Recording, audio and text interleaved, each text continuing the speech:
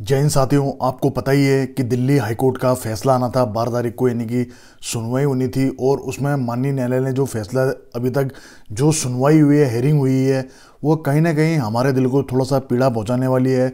उन युवाओं के साथ में बहुत ही ज़्यादा उनको दुख पहुंच रहा होगा जिनके सिर्फ रिटर्न एग्ज़ाम पेंडिंग है या जिनकी ज्वाइनिंग बाकी है। या बहुत से लोगों ने ऐसी भी याचिकाकर्ता लगाई थी कि सर ये सेना के जो सशस्त्र बलों का उल्लंघन है।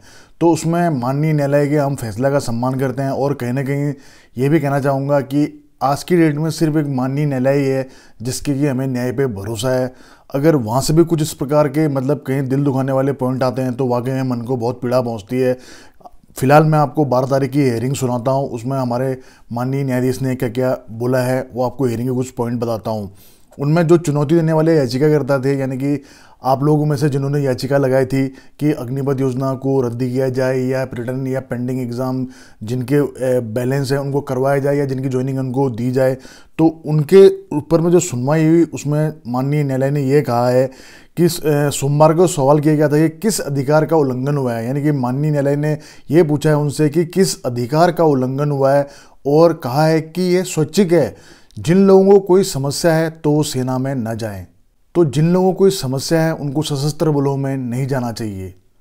और उच्च न्यायालय ने यह कहा है कि विशेषज्ञों द्वारा जो अग्निपथ योजना है जिसमें कि हमारे नौसेना के, वायुसेना के और थल सेना के विशेषज्ञों द्वारा ये योजना तैयार की गई है और जिनको इनमें से किसी को कोई दिक्कत हो वो सशस्त्र सेना में उनके लिए कोई अनिवार्य नहीं है, वो ना भी भाग ले सकता है। मुख्य न्यायाधीश सतीश शर्मा और जस्टिस सुब्रमण्यम प्रसाद की पीठ ने कहा है कि योजना में गलत क्या है, यह अनिवार्य नहीं है। स्पष्ट तरीके से कहूँ तो हम सैन्य विशेषज्ञ नहीं है। यहाँ माननीय न्यायालय जो न्यायाधीश हैं उन्होंने ये बोला है कि हम लोग सैन्य विशेषज्ञ नहीं है। इसे थल सेना, नौसेना और वायुसेना के विशेषज्ञों के बड़े प्रयास के बाद तैयार किया गया है। पीठ ने कहा सरकार ने एक विशेष नीति बनाई है, यह अनिवार्य नहीं है, यह स्वैच्छिक है, यानी कि कोई कंपलसरी नहीं है, आपकी इच्छा से है। अदालत ने कहा है कि आपको यह साबित करना होगा कि अधिकार छीन लिया गया है। क्या हम यह तय करने वाले व्यक्ति हैं इस योजना के तहत सेवा काल 4, 5 या 7 साल का हो या किया जाना चाहिए। आपको पता ही है कि सशस्त्र बलों में युवाओं को भर्ती के लिए अग्निपथ योजना 14 जून को शुरू की गई थी और योजना के नियम के अनुसार 17 से लेके 21 वर्ष की आयु के लोग आवेदन करने के पात्र हैं, यानी कि 17.5 से लेके 21 और उन्हें 4 साल के कार्यकाल के लिए शामिल किया जाएगा।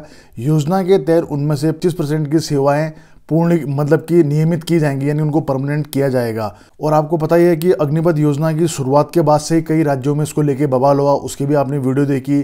और लेकिन आप लोगों ने ये भी देखा होगा कि हमारे परमवीर चक्र विजेता चाहे कैप्टन बाना सिंह हो, चाहे कैप्टन योगेंद्र यादव साहब हो, या बहुत से भूतपूर्व जो सैनिक रिटायर्ड जनरल हैं या जो हमारे जवान हैं या जीसीओ साहिबान हैं, सब ने इस अग्निपथ योजना का कोई स्वागत नहीं किया। सिर्फ सरकार में शामिल नेताओं ने स्वागत किया है, बाकी आम लोग या सेना से जुड़े हुए लोगों ने कभी इसका स्वागत नहीं किया। यानी कि जितनों को हमने देखा, मैं ये नहीं कह रहा हूँ कि सबने, लेकिन अधिकतर जिनको हम लोगों ने देखा है किसी ने भी इस योजना का स्वागत नहीं किया गया। लेकिन माननीय न्यायालय ने बोला है कि विशेषज्ञों द्वारा बनाई गई है जिसमें कि थल सेना, नौसेना और वायुसेना के लोग हैं। आपको बताना चाहूँगा कि सुनवाई के दौरान याचिकाकर्ता में से एक हर्ष अजय सिंह की तरफ से पेश अधिवक्ता कुमुद लता दास ने कहा है कि योजना के तहत भर्ती होने के बाद अग्निवीरों के लिए 48 लाख रुपए का जीवन बीमा होगा, जो पहले के प्रावधान की तुलना में बहुत कम है। वकील ने दलील दी कि सशस्त्र बलों के कर्मी जो भी वेतन भत्ते पाने के हकदार होते हैं, अग्निपथ को वो केवल 4 साल के लिए मिलेंगे। उन्होंने कहा है कि अगर सेवा की अवधि 5 साल के लिए होती तो वो ग्रेजुएटी के हकदार होते। आपको पता ही हुआ कि जब भी आप प्राइवेट में भी कहीं हो तो 5 साल के बाद में आपको ग्रेजुएटी का आप हकदार होते हैं, लेकिन यहाँ पर सिर्फ सेवा 4 साल की है। वकील ने दलील दी कि 4 साल की सेवा काल के बाद केवल 25% लोगों को ही परमानेंट किया जाएगा। अग्निवीरों को सशस्त्र बलों में बनाए रखने पर विचार किया जाएगा, बाकी 75% के लिए कोई योजना नहीं है। लेकिन आपको पता ही होगा कि बहुत सारे राज्यों ने उनको अपने यहाँ आरक्षण देने की बात की है। केंद्र ने भी बोला है कि सीआरपीएफ या आपकी जो भी पैरामिलिट्री फोर्सेस है उनमें उनको 10% का आरक्षण दिया जाएगा। जस्टिस प्रसाद ने कहा है कि फिर इसमें शामिल न हो, तो याचिकाकर्ता ने कहा कि क्या यह जवाब है कि शामिल न हो। न्यायाधीश ने कहा हाँ। एक अन्य याचिकार की तरफ से पेश अधिवक्ता अंकुर छिब्बर ने कहा कि सेवा के 4 वर्षों में कर्मियों में जुड़ाव की भावना नहीं होगी, यानी कि उनमें एक जुड़ाव की भावना नहीं होगी। उन्होंने कहा कि ये जो सेवा में बरकरार रहेंगे उनके पहले 4 साल गिने नहीं जाएंगे और उन्हें नए सिरे से शुरुआत करनी होगी। पीठ ने केंद्र से इस पर स्पष्टता की मांग की और जिस पर अतिरिक्त सोलिसिटर जनरल ऐश्वर्या भाटी ने कहा है कि वह इस पहलू पर निर्देश लेंगी और 14 दिसंबर को सुनवाई की अगली तारीख पर पीठ को सूचित करेंगी। यानी कि जो 4 साल का ड्यूरेशन जो अग्निवीर यानी कि जो अग्निपथ के थ्रू भर्ती होंगे, जो 4 साल अपनी सेवाएं देंगे, फिर उनमें से जो 25% को परमानेंट किया जाएगा। तो ये बोला जा रहा है कि उनका सेवा काल स्टार्टिंग से नहीं गिना जाएगा। अब स्टार्टिंग से गिना जाएगा या नहीं गिना जाएगा, उसकी जो सुनवाई है वो 14 तारीख को होगी। तो कहीं ना कहीं ये जो फैसला है वो कहीं ना कहीं हमारे लिए एक निराशा भरा है, लेकिन माननीय न्यायालय के आगे हम भी क्या कर सकते हैं, क्या उनका अपना डिसीजन है, इसमें आप और मेरे लिए भी कोई गुंजाइश कुछ बची नहीं है।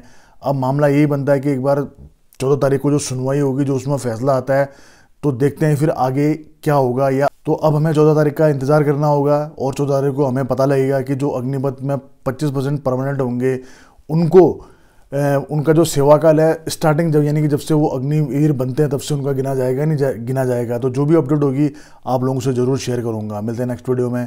जय हिंद, जय भारत, वंदे मातरम, भारत माता की जय। दोस्तों सब्सक्राइब कीजिए एक्स आर्मी सोल्जर को डिफेंस की सबसे सटीक और सबसे आसान भाषा में जानकारी के लिए। साथ ही बेल आइकन को प्रेस करें ताकि आपको नोटिफिकेशन सबसे जल्द मिले।